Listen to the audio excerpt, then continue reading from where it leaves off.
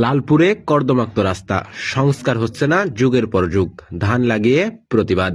লালপুরের আরবাব ইউনিয়নের বড়বিলশলিয়ায় অবস্থিত দুটি রাস্তার অবস্থা খুবই শোচনীয়।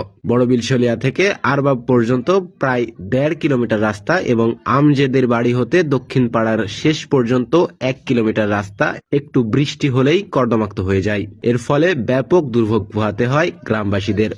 শিক্ষার্থীদের স্কুলে যাওয়া আসার অসুবিধা হয়। যুগের পর যুগ কেটে যাচ্ছে, তবুও সংস্কার হচ্ছে না রাস্তা। এরই প্রতিবাদে গ্রামের যুবকরা রাস্তায় ধান লাগিয়ে প্রতিবাদ জানান। এ সময় তারা রাজনৈতিক নেতাদের দৃষ্টি আকর্ষণ করেন এবং ইউএনও মহোদয়কে এ ব্যাপারে উদ্যোগ নেওয়ার অনুরোধ জানান। এই চিত্র শুধু বিলশলিয়াতে নয়, বোয়ালিয়াপাড়া, সাধুপাড়া, অর্জুনপাড়া, কদমসিলান সহ লালপুরের বিভিন্ন জায়গায় এমন কর্দমাক্ত রাস্তার চিত্র পরিলক্ষিত হয়। তারপরও নীরব রাজনৈতিক ব্যক্তিরা।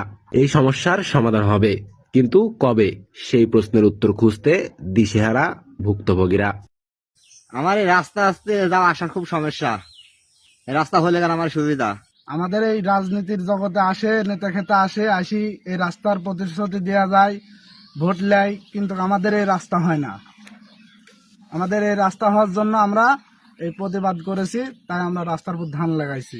আমার এই রাস্তাটা হচ্ছে না গো, এই জন্য আমরা প্রতিবাদ করি, ধান লাগাচ্ছি রাস্তার উপর। আমাদের বর্ষা মৌসুমে আমাদের শিক্ষার্থীদের বিদ্যালয়ে যেতে খুবই সমস্যা হয়, তাই এই রাস্তাটি দ্রুত সংস্কার করার জন্য আমরা আমাদের উপজেলা ইউএনও মহোদয় এবং প্রতিটি রাজনৈতিক দলগুলোকে বলতে চাই যে দ্রুত যেন আমাদের এই রাস্তাটি সংস্কার করার ব্যবস্থা করে।